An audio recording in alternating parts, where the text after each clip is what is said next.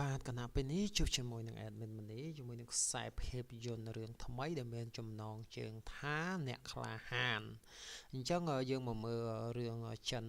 បែបបុរាណដែរនិយាយអំពីលោកមេតបតូនីដែលគេស្មោះស្ម័គ្រជាមួយនឹងស្ដេចមីងហើយគណៈពេលហ្នឹងដែរលោកមេតបតូនីហ្នឹងគេបានមកកជាមួយនឹងស្ដេចមីងដោយយកប្រខ័ណ្ឌចំនួន2ដើមដែលបញ្ជាក់អំពីចិត្តស្មោះរបស់តូនី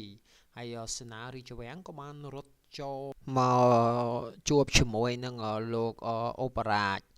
ហើយតូនីគេបានចូលមកដោយយកប្រខ័ណ្ឌ2ដើមហ្នឹងដើម្បីមកថ្វាយស្ដេចមីងហើយដោយមានការពារពីលោកអូបារ៉ាជនិងមន្ត្រីរាជការនិងទាហានជាច្រើនទៀតដើម្បីការពារស្ដេចមីងព្រោះអាការសម័យហ្នឹងគឺមានការបោះបោរអញ្ចឹងមន្ត្រីរាជការទាំងអស់គឺ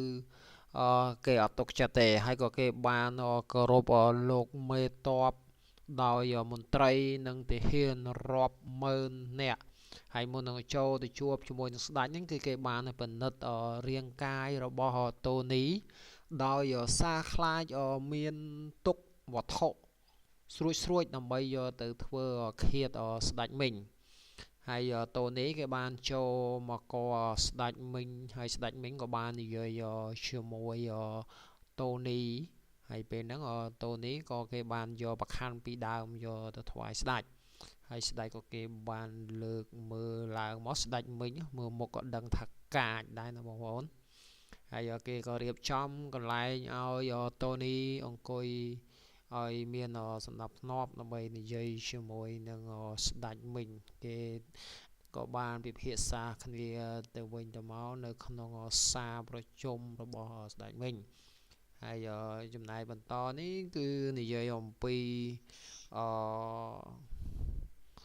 Nameless គេបានលេងអុកជាមួយនឹងយ៉ុងគេបានលេងអុកជាមួយនឹងយ៉ុងហើយក្រោមដំណក់ទឹកភ្លៀងដើម្បីប្រកួតគ្នាហើយពេលហ្នឹងយ៉ុងនិងលីសគេបានវាយប្រហារគ្នានៅកណ្ដាលទឹកភ្លៀងហើយរឿងចិននីមួយៗគឺមុននឹងគេប្រកួតគ្នាគឺគេសាកវាយអុកហើយក្រុមរបស់គេហ្នឹងគឺបានដកថយដោយប្រកួតចាញ់លីសពេលហ្នឹងដែរគឺតូនីគេបានមកដល់ដើម្បីសុំលីសប្រកួតជាមួយដោយមួយកាន់ដាវមួយកាន់លំពែងពេលហ្នឹងដែរតូនីក៏បានហោះទៅរកលីសដោយលីសបានក្រំប៊ីនៅលំពែងរបស់គេហើយពេលហ្នឹងដែរវត្តត្រូវមកដាវរបស់តូនីពេលហ្នឹងលីសក៏ចាប់ដើមមកថយបន្តិចម្ដងថយបន្តិចម្ដង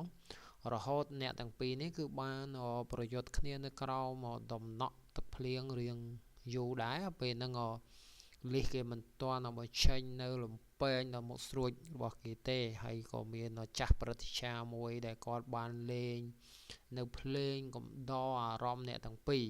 សម្រាប់តែពេលហ្នឹងគេវាយគ្នានៅក្នុងសុបិនគេហៅថាគេអ្នកប្រើកម្លាំងធាតុណាបងប្អូនក៏វាយចុះវាយឡើងមួយលំពែងមួយប្រើដាវតែយើងមើលរូបភាពហ្នឹងទៅតាមការពិតគេកំពុងតែវាយនៅក្នុងវិញ្ញាណទី7របស់គេទេគេមិនមែនវាយជាក់ស្ដែងទេហើយសម្រាប់ព្រឹត្តិការណ៍ខ្លាំងនោះដែរគឺកំពុងតែលេងភ្លេងអញ្ចឹងពេលហ្នឹងគឺលីសក៏បានចាញ់នៅតូនីហើយនិយាយអំពីអាវុធរបស់គេទាំងពីរដើមនេះគឺអាវុធប្រចាំតកោរបស់គេហ្នឹងគឺអាចបញ្ជាទ័ពជាច្រើនដោយការស្មោះស្ម័គ្រជាមួយនឹងស្ដេចមីងក៏បានយកអាវុធពីរដើមហ្នឹងព្រះខ័នពីរដើមហ្នឹងគឺយកមកប្រគល់ឲ្យស្ដេចមីងដើម្បីបញ្ជាក់ចិត្តស្មោះសរហើយសម្រាប់ព្រឹទ្ធាចារ្យដែលជាគ្រូបង្រៀននៅសាលារៀនមួយក៏បានជុំជាមួយនឹងកូនសិស្សរបស់គាត់ជាច្រើនដែលមានលីសមានម៉ាជីមានជីហ្វីជាច្រើនដែលកំពុងតែសរសេរអក្សរស្រាប់តែពេលនឹង ដែលគឺតបរបស់ស្ដេចមីងក៏បាននាំតបជាច្រើនដើម្បីមកសម្លាប់ថាអ្នកចេះដឹងណាអត់ឲ្យមានអ្នកចេះដឹងនៅក្នុងប្រទេសរបស់គាត់ទេកាលសម័យគាត់គ្រប់គ្រងគឺអ្នកចេះដឹងហ្នឹងគឺគេធ្វើកោតកម្មដោយចង់ទម្លាក់ស្ដេចមីងនឹងចោលអញ្ចឹងស្ដេចមីងគឺនឹងបង្ក្រាបនឹងទៅសម្លាប់អ្នកដែលរៀនសូត្រទាំងអស់ប៉ុន្តែចាស់ព្រឹទ្ធាចារ្យ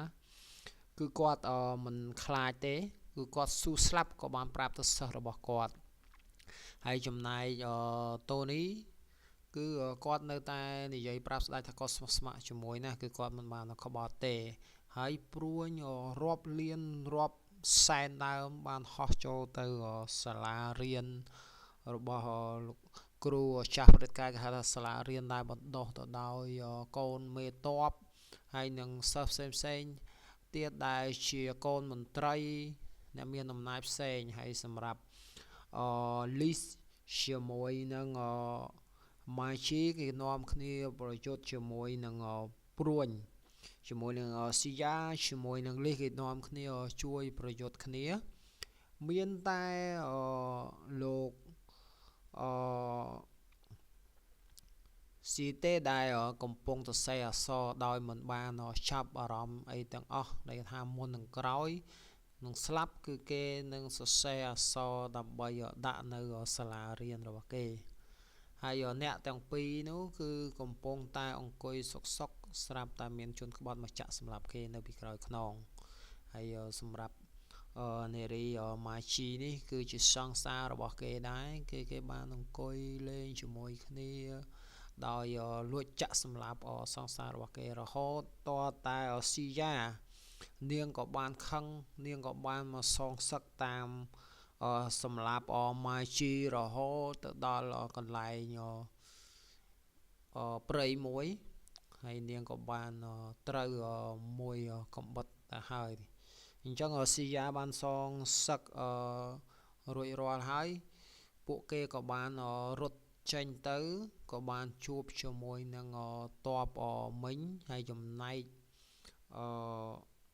list វិញក៏ត្រូវបានតូនីតាមកាប់សម្លាប់នេះកន្លែងសិក្សារបស់ពួកគេគឺត្រូវបានបំភ្លេចបំផ្លាញចោលដោយមិនត្រូវការអ្នកមានចំណេះដឹងសម្រាប់ឲ្យមាននៅក្នុងសម័យមិញទេហើយតូនីនេះគឺគេបានស្មោះស្ម័គ្រណាស់ពេលដែលគេបានកំទេចចោលហើយសម្រាប់គ្រូនិងសិស្សអ្នកចេះដឹងទាំងអស់ហ្នឹងក៏គេមានសេចក្តីគោរពណាស់អញ្ចឹងរឿងនេះគឺយើងសរបញ្ចាំងអំពីសម័យដែលស្ដេចមីងដែលមិនត្រូវការអ្នកមានចំណេះដឹងទេហើយអញ្ចឹងបងប្អូនទាំងឡាយដែលបានទស្សនានៅវីដេអូរបស់ Admin Money ក៏សូមជួយគាំទ្រនៅ Channel Admin Money ម្នាក់មួយផងជួយចុច Subscribe និងសញ្ញារូបកណ្ដឹងម្នាក់មួយមកដើម្បី Admin Money ព្យាយាមសម្រាយនៅរឿងល្អៗនិងព្យាយាមបកស្រាយអត្ថបបាយឲ្យពីរោះជាងហ្នឹងហើយនឹងងាយយល់ជាងហ្នឹងទៀតជាចុងក្រោយ Admin សូមជូនពរបងប្អូនទាំងអស់គ្នាជួបតែសុខសុវត្ថិភាពទាំងអស់គ្នា